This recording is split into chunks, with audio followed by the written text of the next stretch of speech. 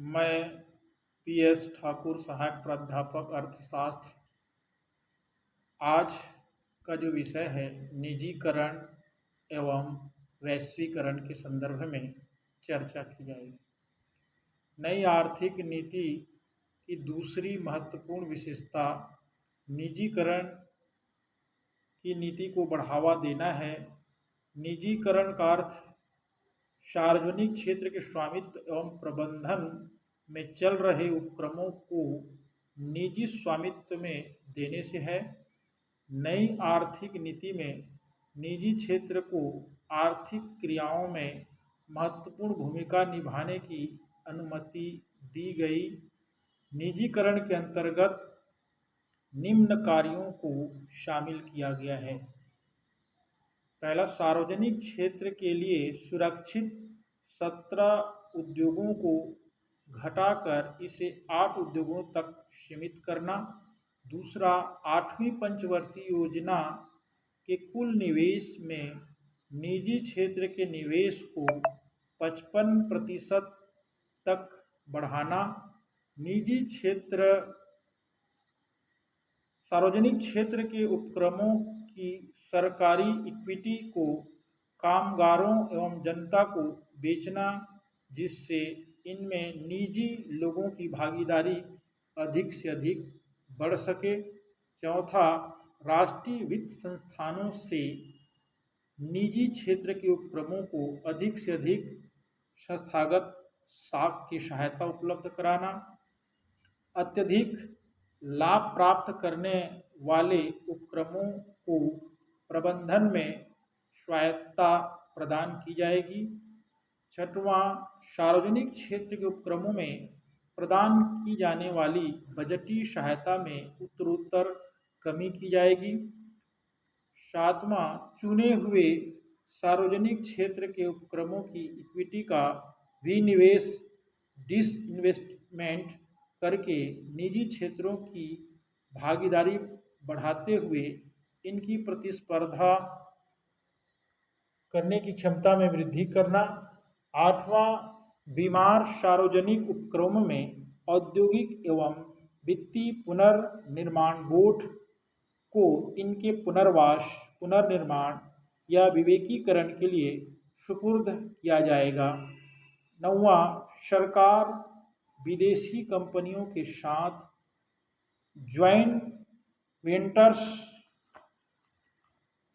में सार्वजनिक उपक्रमों को संचालित करने की अनुमति दे सकती है।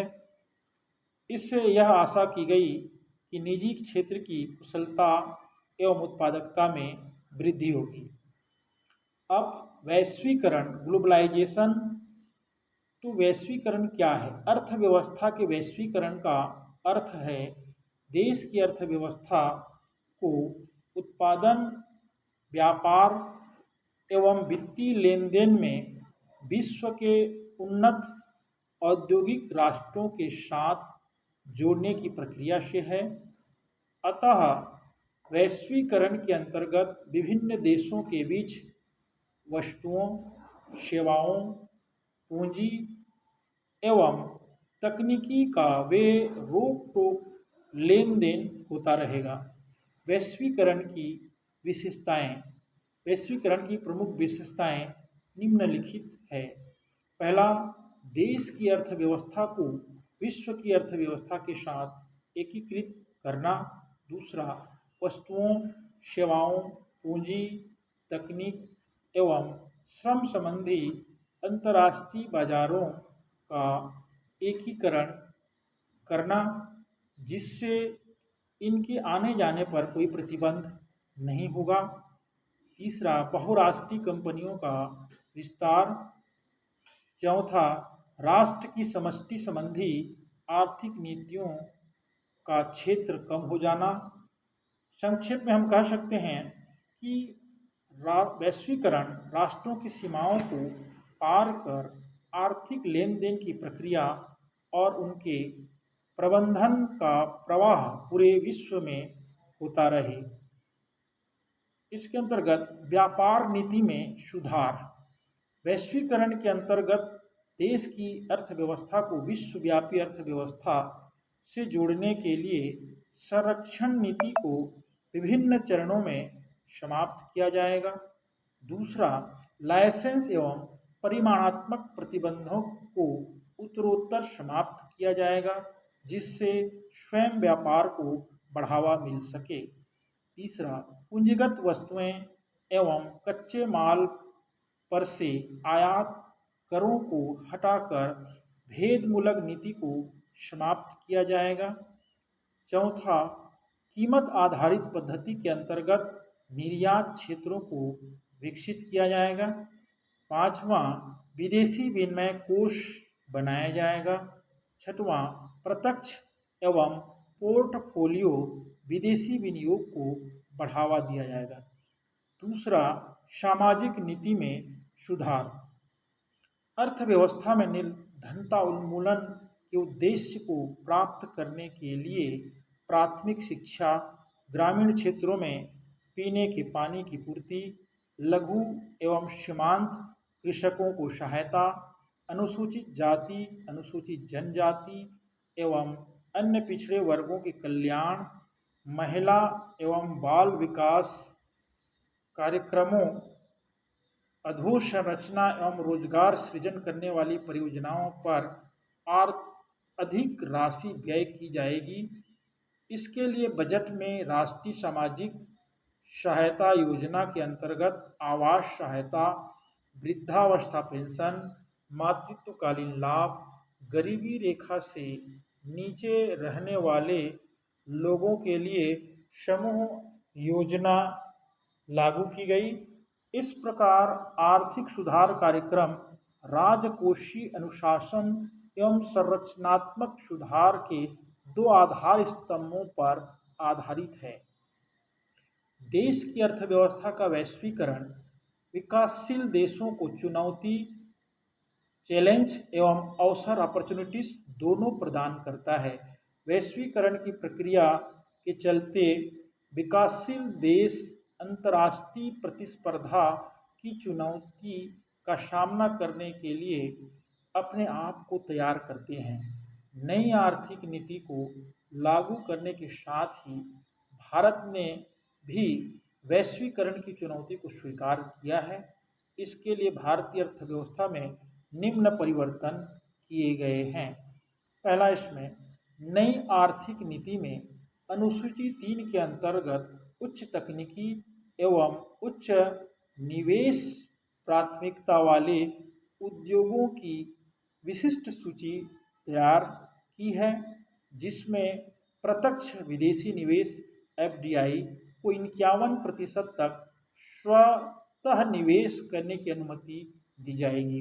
दूसरा, विदेशी तकनीकी समझौते के अंतर्गत उच्च प्राथमिकता वाले उद्योगों को कुल 1 करोड़ रुपये तक विदेशी तकनीकी आयात करने की स्वतः अनुमति दी गई है।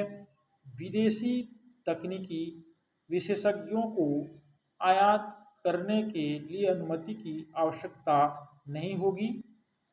1 करोड़ रुपये तक अपने देश में उन्नत तकनीकी का विदेशों में परीक्षण करने के लिए भी अनुमति की आवश्यकता नहीं होगी।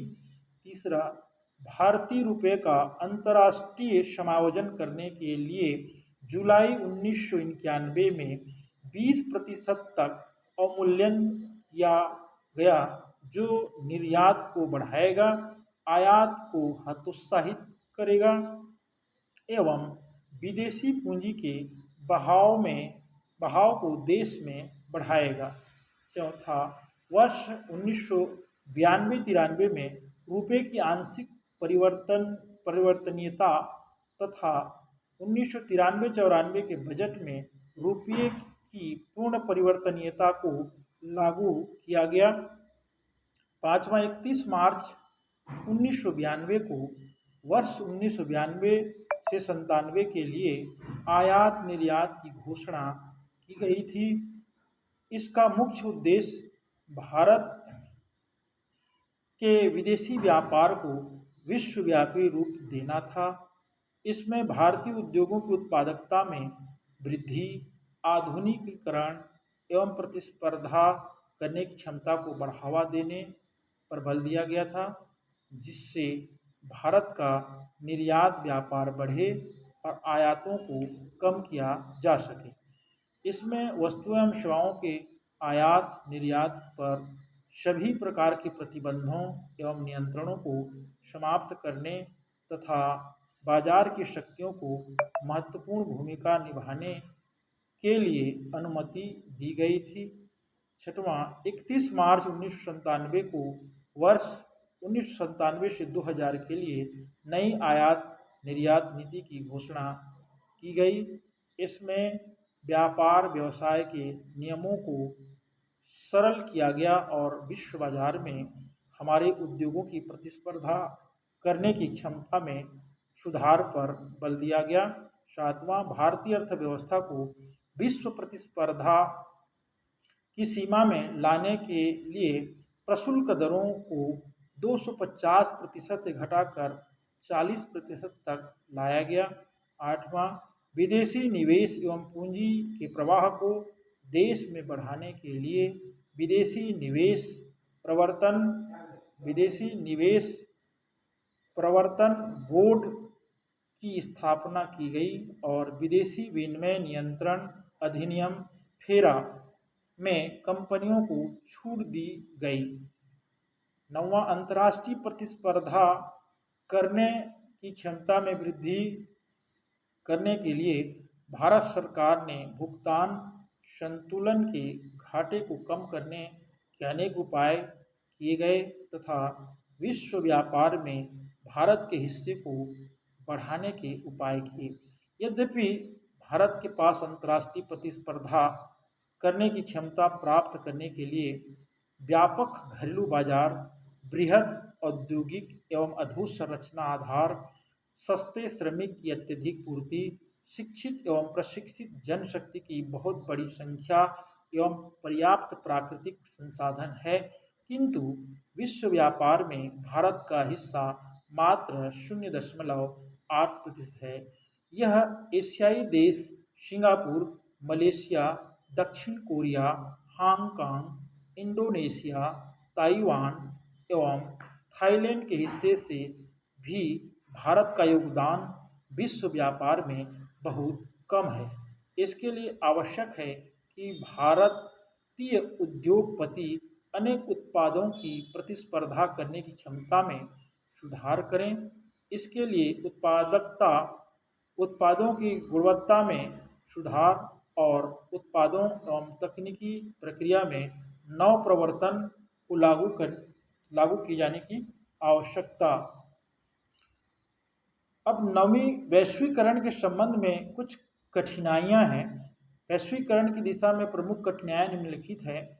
विश्व में बढ़ता हुआ संरक्षणवाद, दूसरा क्षेत्रीय व्यापार गुटों की स्थापना, सीमित वित्तीय साधन, चौथा अवांछित क्षेत्रों में प्रवेश, विशेषकर बहुराष्ट्रीय कंपनियों का उपभोक्ता एवं सेवा क्षेत्र में अनुचित प्रवेश, पांचवां श्रमिकों में छंटनी का भय, छठवां अमेरिका द्वारा स्पेशल 301 एवं बौद्धिक संपदा अधिकार संबंधी अवधारणा को स्वीकार करने के लिए दबाव डालना, सातवां तकनीकी उन्नति को बढ़ावा दिए जाने की आवश्यकता और आठवां अनुकूल वातावरण न होना।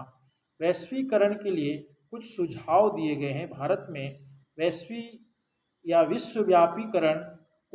व्यापारीकरण को बढ़ावा देने के लिए कुछ महत्वपूर्ण सुझाव दिए गए हैं जो निम्नलिखित हैं। पहला, भारतीय उत्पादकों की प्रतिस्पर्धा करने की क्षमता में सुधार किया जाए। बहुराष्ट्रीय कंपनियों से गठबंधन करके व्यापारिक अनुभव, वित्तीय क्षमता एवं उत्पादन कुशलता का लाभ उठाया जाए। तीसरा, उत्पादन तकनीकी में आत्मनिर्भरता प्राप्त करें। चौथा, अंतर्राष्ट्रीय संरक्षणवाद से मुकाबला करें। पांचवा, कृषि एवं लघु उद्योग क्षेत्र का आधुनिकीकरण हो। धन्यवाद।